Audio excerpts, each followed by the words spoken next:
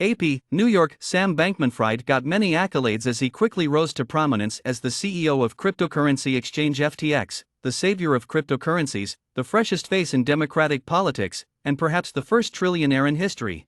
After FTX filed for bankruptcy protection on Friday, leaving his investors and clients feeling misled and many others in the cryptocurrency world fearing the consequences, the opinions about the 30-year-old Bankman-Fried are no longer so complimentary. Charges against Bankman-Fried personally may be civil or criminal. After the bankruptcy filing, Sean Ryan Evans, presenter of the Bitcoin podcast Bankless, tweeted, "Sam, what have you done?" One venture capital firm wrote down almost $200 million worth of FTX assets. Following FTX's filing for bankruptcy on Friday, the cryptocurrency lender BlockFi halted client withdrawals. This past weekend, withdrawals on the Singapore-based exchange Crypto.com increased for internal reasons, although part of the activity may have been caused by FTX's frayed nerves. The Securities and Exchange Commission and the Department of Justice are looking into Bankman-Fried and his business.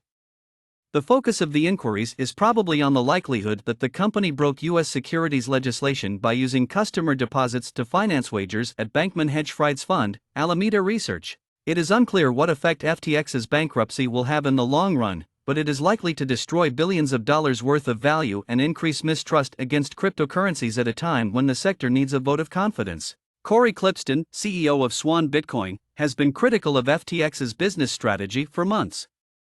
"I care because it's retail investors that suffer the most, and because too many people still mistakenly link Bitcoin with the scammy crypto industry," he said. While publicly supporting Bitcoin, Klippsten has long held a deep skepticism toward other aspects of the cryptocurrency world. Speaking with Bankman-Fried was likely like talking to the world's first trillionaire, according to Sequoia Capital, which made investments in companies including Apple, Cisco, Google, Airbnb, and YouTube. Following a Zoom meeting in 2021, several Sequoia partners grew interested about Bankman-Fried. Sequoia made the decision to invest in the business after numerous additional discussions. "I have no idea how I know, I simply do."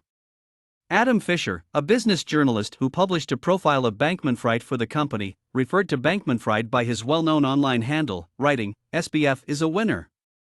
The item was taken down from Sequoia's website after it was published in late September. Sequoia wrote down its investments totaling $213 million to zero. In Ontario, Canada, a pension fund reduced its stake to zero as well. But up until last week, Bankman-Fried was regarded as the industry's savior.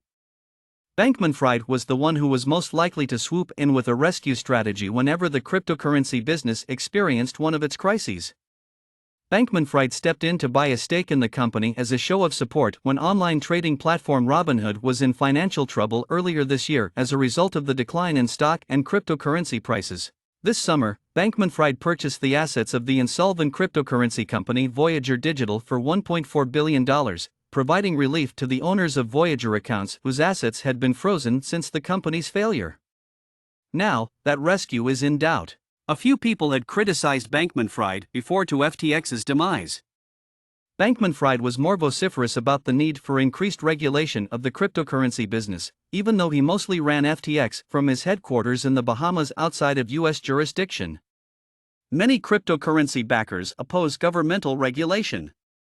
Now, the demise of FTX might have strengthened the case for more stringent regulation. Changpeng Zhao, the founder and CEO of Binance, was one of these critics. The two billionaires' conflict erupted on Twitter, where Zhao and Bankman-Fried each had millions of followers.